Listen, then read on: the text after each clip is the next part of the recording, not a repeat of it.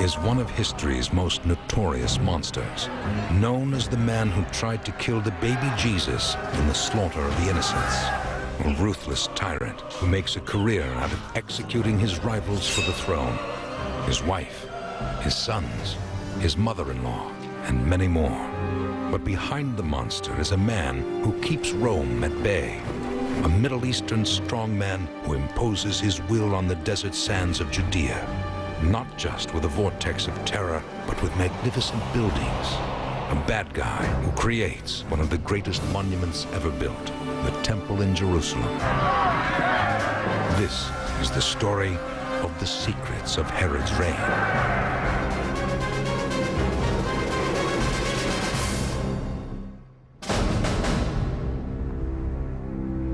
Judea, in the decades before the birth of Christ, is a land of warring tribes. Herod is born into a murderous region. Weakness means death. Between civil wars within and the Roman Empire without, he must walk a precarious line. Herod is a battle-seasoned soldier and perfect marksman when he enters his capital, Jerusalem, as newly crowned king of Judea. His first task, eliminate his enemies, for they are anti-Rome. True power in his religious state rests with a council of 71 priests. He orders his soldiers to kill 45 of them.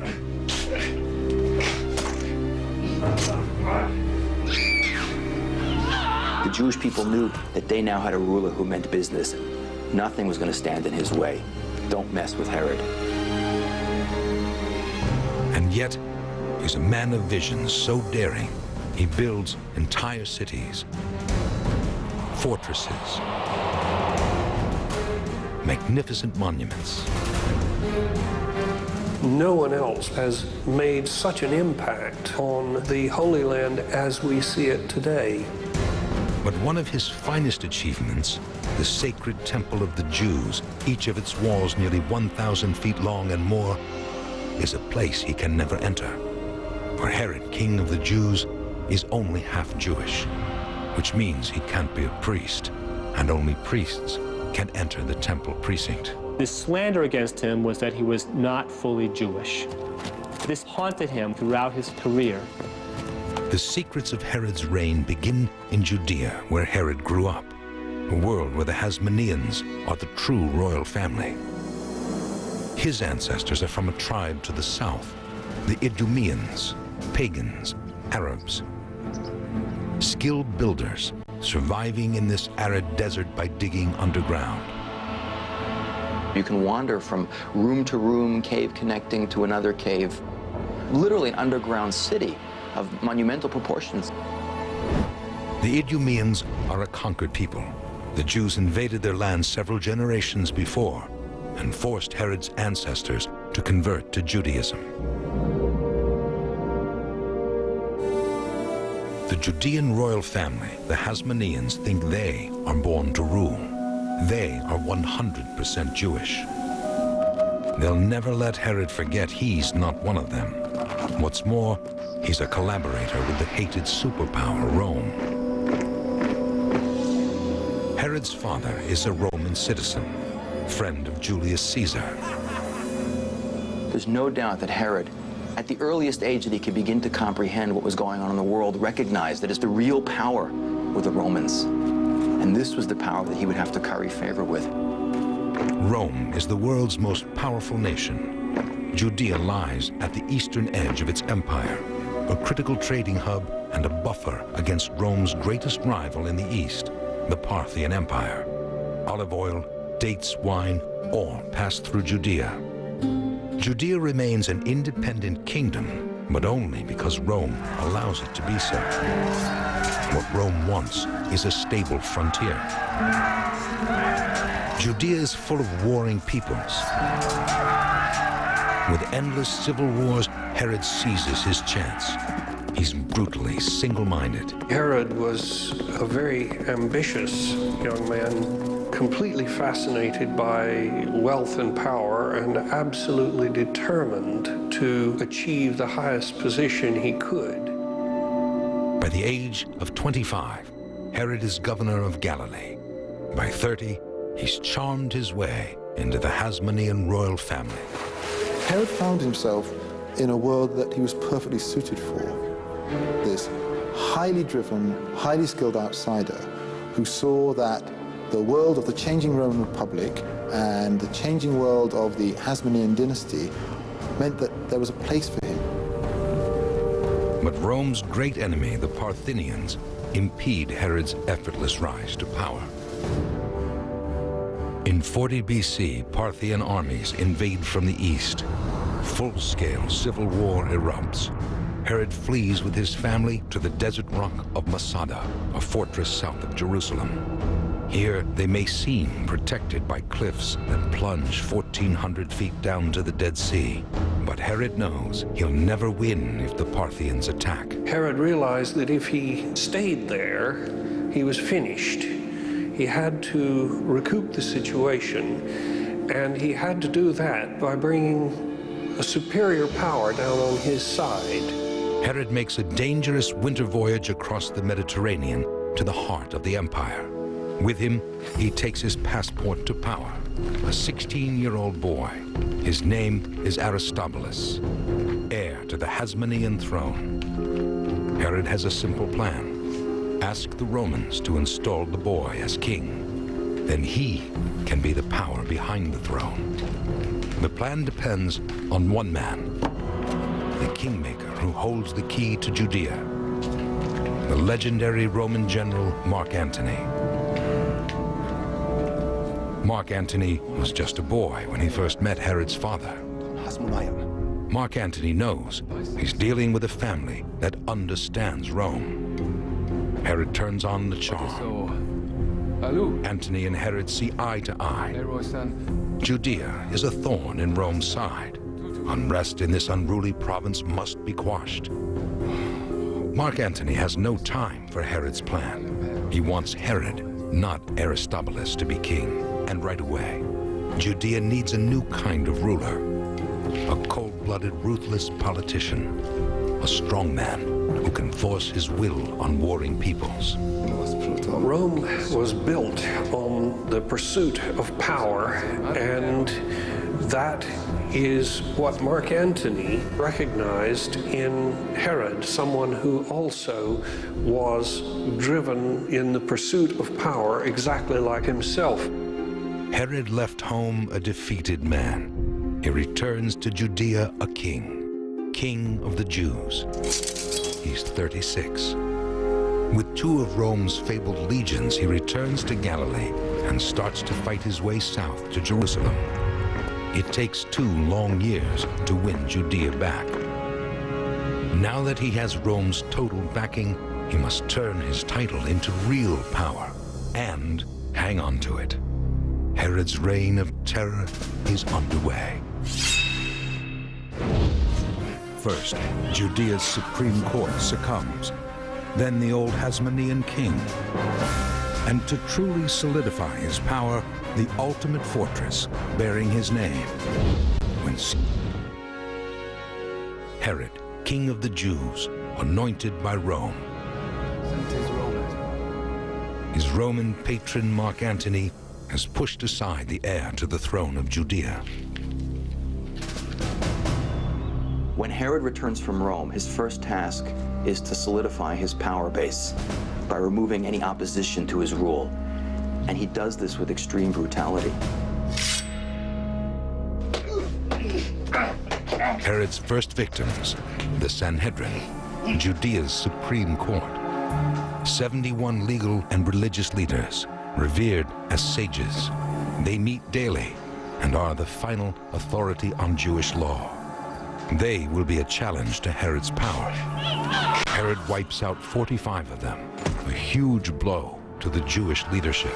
He himself could not become a priest and therefore could not become a part of that power base. If he couldn't become a part of it, he had to eliminate it. Next, Herod has the old Hasmonean king strangled. one less royal competitor. Yet his grip on power isn't yet absolute. He has the rest of the royal family to contend with. He knows brutality isn't the only way. There's a tactic as old as there have been dynasties: marriage. He takes the beautiful Princess Miriam as his bride. By marrying into the old dynasty, Herod hopes to gain legitimacy in the eyes of his subjects. But he's inviting the enemy into his house. He has to contend with his mother-in-law, Alexandra, and the heir to the throne the Romans pushed aside, Miriam's brother, Aristobulus. Yet the Hasmoneans will also profit from this union. Herod is Rome's man in Judea. It was a political match par excellence. The Hasmonean probably thought that they would have some kind of an insurance policy which would make their positions secure. But Herod's plans for Judea transcend politics. He'll impose his reign on Judea for all to see. With a vision so grandiose, his people will be awestruck. This vision took root when he was a boy. He's seen how man can play God with nature. To survive, deep beneath the hillside in Idumea, his ancestors dug networks of caverns, passages, and reservoirs. And there's no doubt that Herod, being in such a place, certainly left an impression on him, seeing what people could do with nature. And that's certainly one of the most important features of everything that Herod builds. He never lets nature stand in his way. His imagination seems to be the limit. But Herod's dreams aren't underground. They reach for the skies. A statement of power, of daring, of vision. He wants to replicate the splendor of imperial Rome with palaces, temples, amphitheaters. And his desire to control nature will prove so strong, he'll literally move mountains. Herod creates a palace like no other, a fortress to keep watch over his unruly subjects, and a tomb for his remains set on top of a mountain. The scale here is monumental. The mountain itself behind us is an artificial mountain. It was artificially created by Herod, and it's huge. It's about 64 meters in diameter. A meter is about a yard, so that's an enormous mountain to make from scratch, to build out of nothing. Thousands of slaves moved thousands of tons of earth to build his monument. Constructed 8 miles to the south of Jerusalem, he names it Herodium. At its centerpiece, Herod builds a fortress to awe his enemies and a palace to awe his subjects. From the very top, Herod has a spectacular view of the Judean hills and can easily communicate by signal mirror or fire with the city of Jerusalem. Nobody had ever built anything like this before. Something like this would have been absolutely overwhelming. It would have been almost as if it was from another planet. 2,000 years ago, this was an oasis with huge artificial gardens surrounded by a thriving metropolis. Slaves carved 200 stone steps into the hillside. An aqueduct brought water from a spring near Bethlehem 3 miles away. And slaves carried the water up the 200 steps from the cisterns below the citadel. Herod used architecture not just to glorify himself, but also to intimidate his enemies, to show how immensely strong, solid, and permanent he was. From here, he can look out over his kingdom. But while he's dreaming magnificent dreams of leaving a permanent legacy to Judea, he must watch his back. His power is being eroded by the very family he's married into. His mother-in-law, Alexandra, wants her family to rule, not Herod. The next chapter in this deadly duel will now be decided in Jericho, and these pools will be center stage. There is no doubt in my mind that the Hasmoneans would have disliked Herod intensely and that if they could have got rid of him and regained power for themselves, they would have done so. Miriam plays the dutiful wife, while her mother Alexandra schemes. Herod must decipher friend from foe. His rival is a charismatic young prince. Miriam's brother may have lost out as king, but in this deeply religious kingdom, another role rivals the throne: high priest.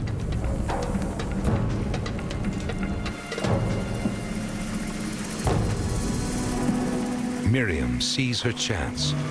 She hates Herod as much as Herod is in love with her. She'll call on the help of a man Herod is utterly indebted to, Mark Antony. She sends him portraits of herself and Aristobulus.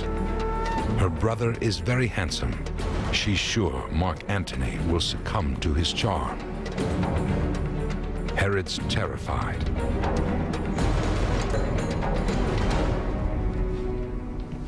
Mark Antony does indeed succumb, and Alexandra gets her way.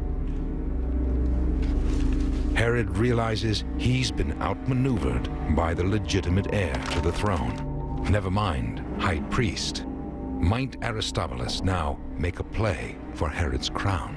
Herod always harbors a suspicion that the Romans might, in the end, prefer a Hasmonean to him because of the traditional legitimacy of the Hasmoneans. Herod realizes there'll be riots if he banishes Aristobulus, so he appoints him high priest. Pilgrims flock to Jerusalem for the Feast of the Tabernacles. Aristobulus appears before the crowds dressed in rich and glittering robes. There was an outpouring of love and support for Aristobulus. Herod must have been terrified by what he saw. He must have felt that this groundswell of support, this uninhibited show of public affection to Aristobulus, would undermine his own rule and authority as king. He must have begun thinking, what can I do to get rid of him? While the Hasmoneans celebrate, Herod plots his counterattack. He can brook no rival. Herod will wreak his murderous revenge on the royal family. In a desperate attempt to cling to his power, Herod attacks his rivals, swears allegiance to a new master, and builds a majestic desert oasis. Secrets of Herod's reign. Herod is facing a huge threat. A more legitimate rival to his throne. The 17-year-old high priest, his brother-in-law, Aristobulus. To the Jewish people, he is a rallying cry. Herod was almost psychotic when it came to the Hasmoneans. He always felt threatened by them. And he realized that in a popular conception, the only legitimate kings were Hasmoneans. The Hasmoneans believe they have a divine right to rule. They see power within their grasp, yet the family celebrations are premature. Herod invites Aristobulus to his winter palace in Jericho, whispers words of charm, plies him with drink, encourages him into the water to cool off.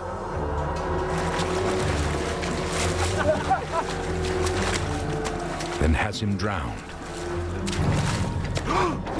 It's made to look like a tragic accident. First, the removal of the Jewish Supreme Court. Then, the old Hasmonean king. And now his brother-in-law. Herod is a monster who'll do anything to cling to power. Herod's rise to power is the classic method of all dictators.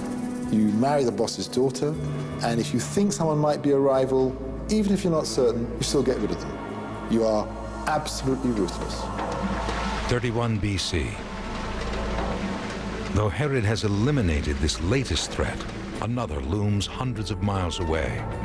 Rome is being torn apart by its own civil war.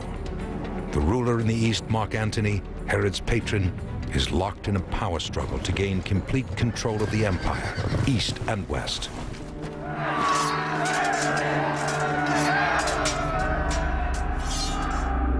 Herod's fate is tied to Mark Antony's. When Herod learns Mark Antony has been defeated by Octavian at the Battle of Actium, he realizes he's backed a loser. Octavian, Rome's new emperor, summons Herod. Herod must answer for his devotion to the defeated Antony.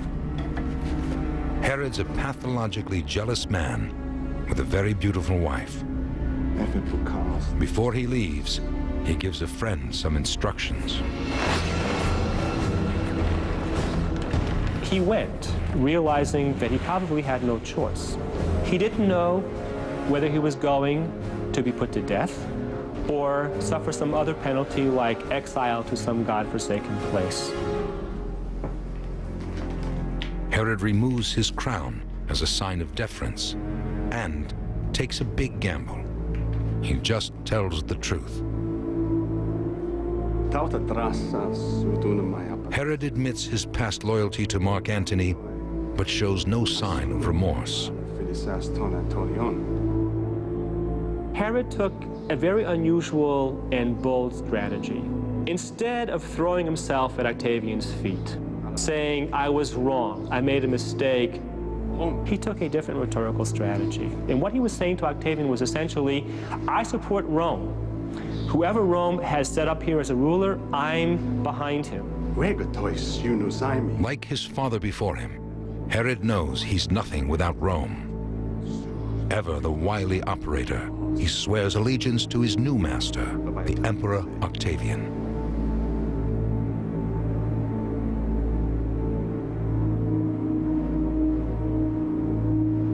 Herod's political instincts save his life. Not only does he come back with his head on his shoulders, but he comes back reconfirmed as king of the Jewish people. His authority secure, Herod tightens his grip on his kingdom. His secret police spread out across the country. At night, Herod goes out in disguise to find out what people think of him. He creates a terrifying climate of fear with his national security state. Dissidents just disappear inside his prisons and fortresses. For the last few years, he's been building the gigantic fortress at Masada. Although it's in the middle of the Judean desert, he wants a palace there too, an oasis. You're in the middle of the desert. You're on a rock that's hundreds of meters up, and you discover a swimming pool. You discover a bath. You discover a kind of opulent use of water, which is contrary to everything that you expect. Tens of thousands of slaves and Jewish forced laborers turn his dream into reality. What's more, to the side of the cliff clings a spectacular three-tier hanging palace. Of all the various fortresses that had been built, this was clearly the most impregnable, the most dominating, the one that was had the most natural advantages. And yet Herod still feels the need to top this 1,400-foot cliff face with a defensive wall 1 mile long. Here, he can furtively scan the lands of Judea and imagine threats, betrayals, rebellious subjects, treacherous relatives. He may be safe here from the outside world, but his inner demons never leave him. Herod's murderous spree continues. Herod started doing things that had no real rhyme or reason, and that were simply the product of a mind that was no longer in full control of itself. We now return to secrets of Herod's reign.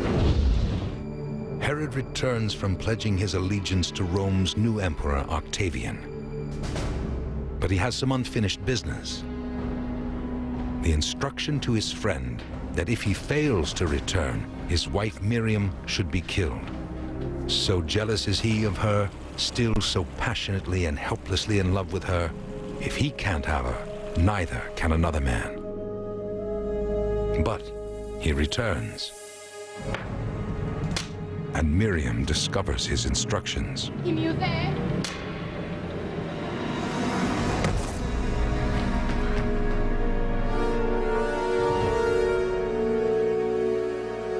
Herod's sister Salome now enters the fray. For a year, she spins a web of deceit, whispers insinuations in his ear. His mother-in-law is plotting against him. His wife is brewing love potions, poisons.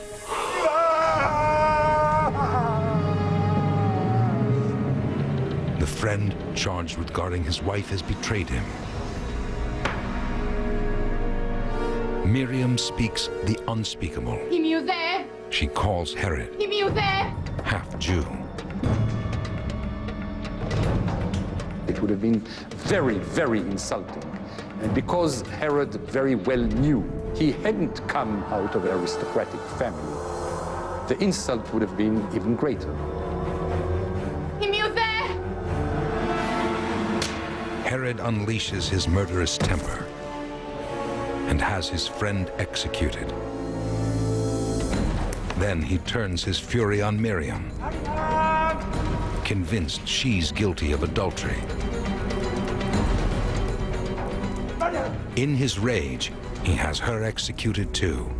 She's not yet 25. What pushed him over the edge was the fact that she was Hasmonean. He loved her and he was afraid of her at the same time. The murder of Miriam was different from all of Herod's acts of violence. This is again also part of Herod's passion. He often reacted with violence and then in the end regretted. Herod refuses to believe his wife is dead. He speaks to her as if she's still alive. Miriam's fate in death has passed into legend. According to the Talmud, the Jewish scriptures written 500 years after Herod, he kept Miriam's body preserved for 7 years in honey.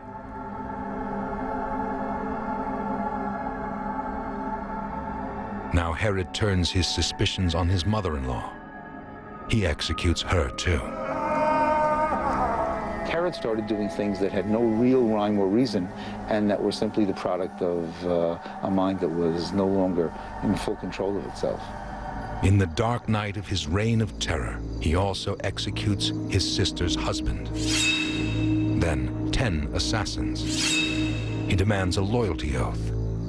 He sees treachery everywhere. And yet, he pulls himself and his country together.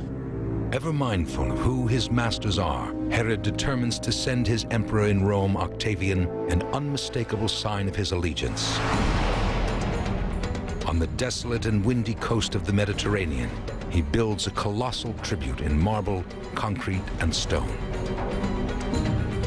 This is the city of Caesarea, a salute to the emperor himself. The more Herod can create a kingdom which mirrors the Roman Empire, the more he will create an impression in Rome that this is a loyal state. He's a loyal king. You have nothing to fear from me. I want to be like you. Herod starts to build a city in the image of Rome, a pagan city, an un-Jewish city, and at its heart, one of the largest harbors in the Mediterranean. It would have been the first thing that mariners from the West saw when they arrived. This would have given them an initial impression of Judea as a prosperous, Romanized, civilized place, not some backward province on the edge of the world. Herod builds a temple dedicated to his master Octavian, but he doesn't stop there. Herod embraces all the trappings of a Western civilization. Caesarea was designed and intended as the Roman, non-Jewish capital, in which any Jewish visitors would have felt that they were in a foreign country. Herod builds an amphitheater where gladiators fight to the death. blood sports are decidedly un-Jewish. Herod designs his city to entertain in truly Roman fashion. His giant stadium houses the greatest spectacle of all, chariot racing. Over here, this would be where Herod sat, on top of a large podium. And the reason why his box was placed here was chariot racing was a very aggressive sport. The Hippodrome is host to the Grand Prix of its day. The horses would race around this very elongated arena. When they came to the corners, which by the way were painted red, because the Romans believed that red scared the horses. One of the main points of having a chariot race was not just the race, but the crash. You'd often have chariots overturning, riders trampled, horses and riders smashing into the wall. That was all part of the spectacle. And of course, Herod, sitting over here, would have the best seats in the house. Everyone's attention would be focused on this corner. So he would be here watching everything and being watched by everyone.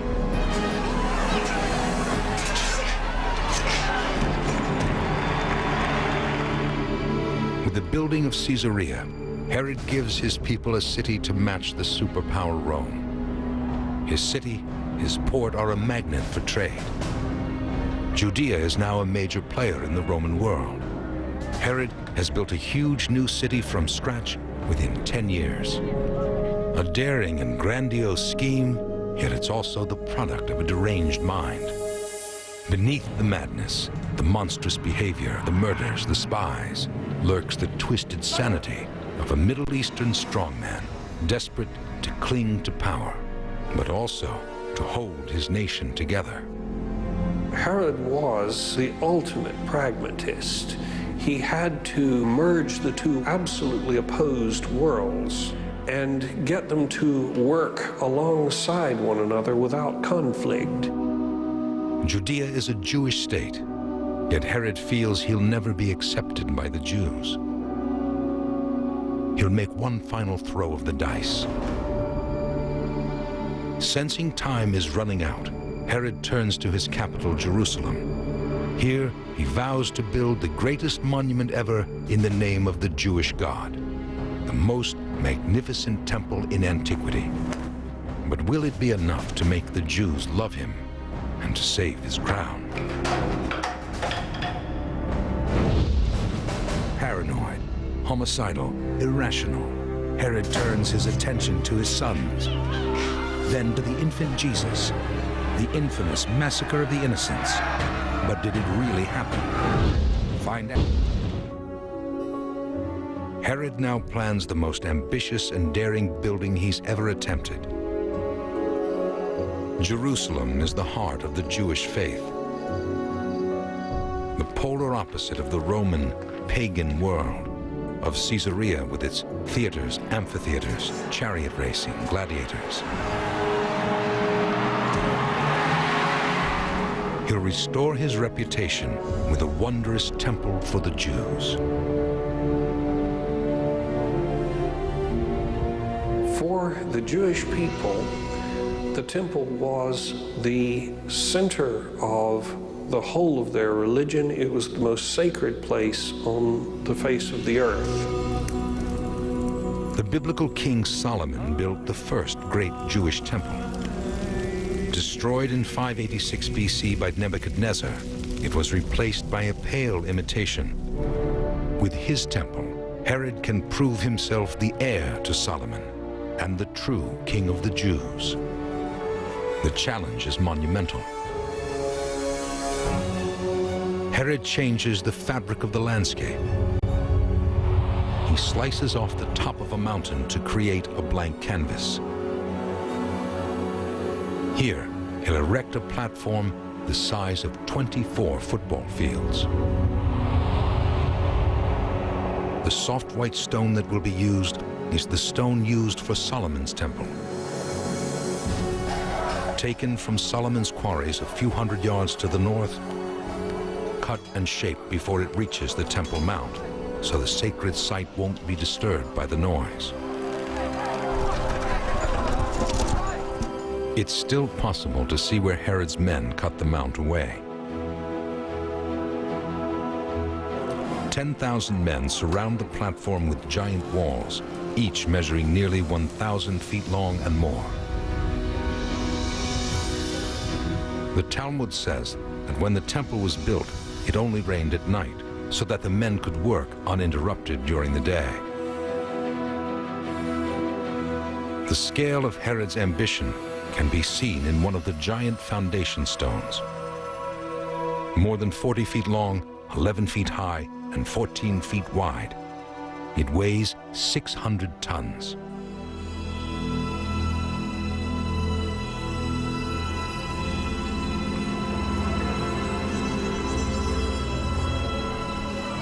Some of the walls still exist.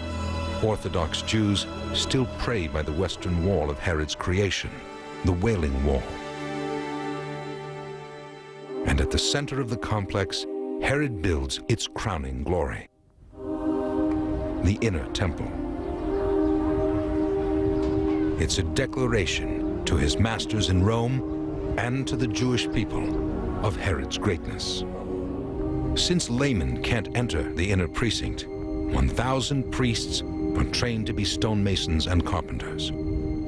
Visitors of the time describe a wondrous holy building, sheathed in white marble that gleams in the morning sun like a snowy mountain. Herod wants to overlay it with gold, but the rabbis tell him, leave it alone, for it's more beautiful as it is. It looks like waves on the sea.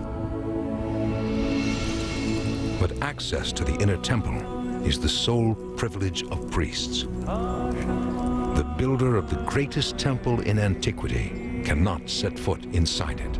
So Herod builds a viewing platform. What Herod does is to trump the notion of him not being allowed in the temple.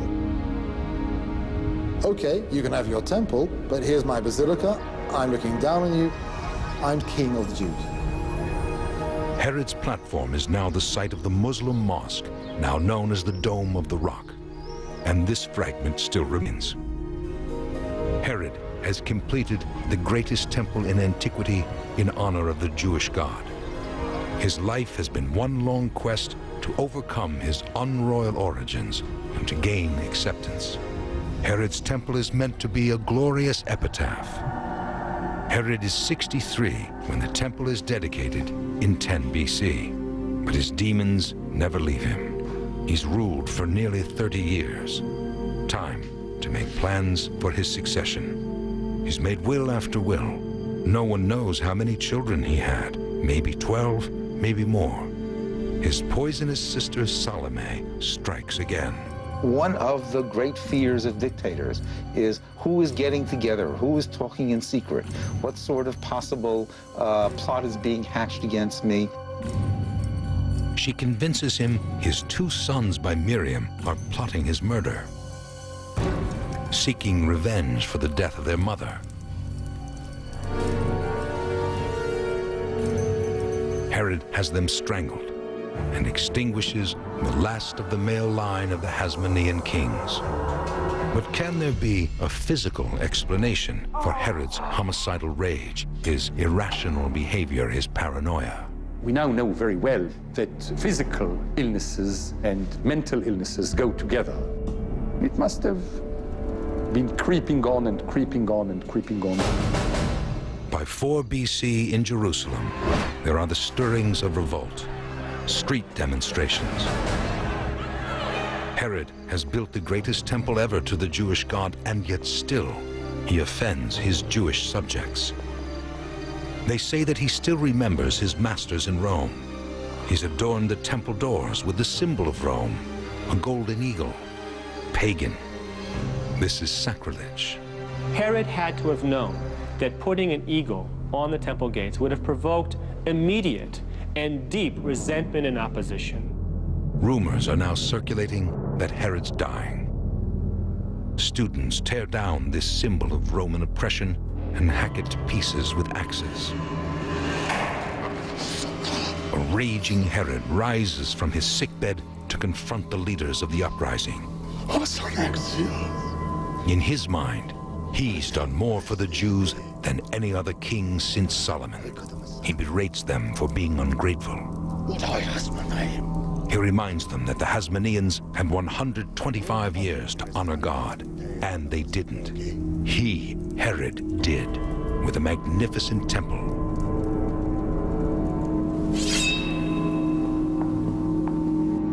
As always, retribution is swift. The perpetrators are led away, and the ringleaders are burned alive. Herod's end is near. According to the Gospel of St. Matthew, it's around this time that Herod ordered his most notorious atrocity, his attempt to kill the infant Jesus, a challenger to his title, King of the Jews. Herod orders all male children 2 and under in the Bethlehem area to be murdered. It's known as the Massacre of the Innocents. The story of the Massacre of the Innocents only appears in Matthew's Gospel. There is not a shred of evidence from any other source, historical or archaeological, that this event took place at all. So how did this story enter history? Herod was the perfect king for this story. First of all, he was a king who was capable of impulsive violence, of brutal violence, and of violence on a fairly large scale. He had proven that throughout his career. Without doubt, Herod's hands are soaked with blood. His reign has been murderous, yet there's no evidence of this particular atrocity. Herod is now 69. His body is riddled with disease. A remarkably detailed account of the final days of Herod's illness still remains. It's written by the historian Josephus. He reveals that Herod is suffering from convulsions, acute stomach pain, severe itching, swelling of the limbs, and worst of all, his body is producing worms. Worms were regarded as a punishment from God, and certainly the sources talk about the whole illness, the last illness of Herod, being due to his wickedness and punishment for his misdeeds. Recent medical analysis of the historical evidence sheds new light on the cause of his symptoms. The main symptoms are severe, persistent itching, shortness of breath, and swelling. That can be caused by heart failure and by kidney failure, and is often a combination of both. But what's the explanation for the worms? His last days were spent in the humid, hot area of Jericho, where flies would have laid eggs on his swollen and infected body, and those would have emerged as maggots. Herod is in agony. He knows his days are numbered. He also knows that at best, his passing will be greeted with indifference. In his delirium, he orders all the kingdom's prominent men to be executed on the day of his death. He sees this as a perfectly reasonable way of ensuring that he is mourned. There'll be no mourning on the day he dies. No one is executed. Herod leaves Judea stained with blood, but enriched with splendor. From the coastal city of Caesarea with its theaters and games, to the mountain of Herodium with its palace and pools, to the jewel in the crown, the Temple of Jerusalem. For 3 decades, Herod walks a political tightrope between the Jews and Romans. A brutal strongman, he forces unity on warring tribes. A great visionary, he creates a thriving nation out of the desert sands, but all in vain. In 73 AD, the Jews make a famous last stand against the Romans at the fortress of Masada. By 135 AD, the Romans have destroyed Jerusalem. Herod, charmer and torturer, monster and visionary. Yet we remember him for an atrocity for which there's no evidence. massacre of the innocents. With his death, Herod's name becomes a byword for terror and insanity. His triumphs become secrets, overshadowed by the brutality and the horror of his reign.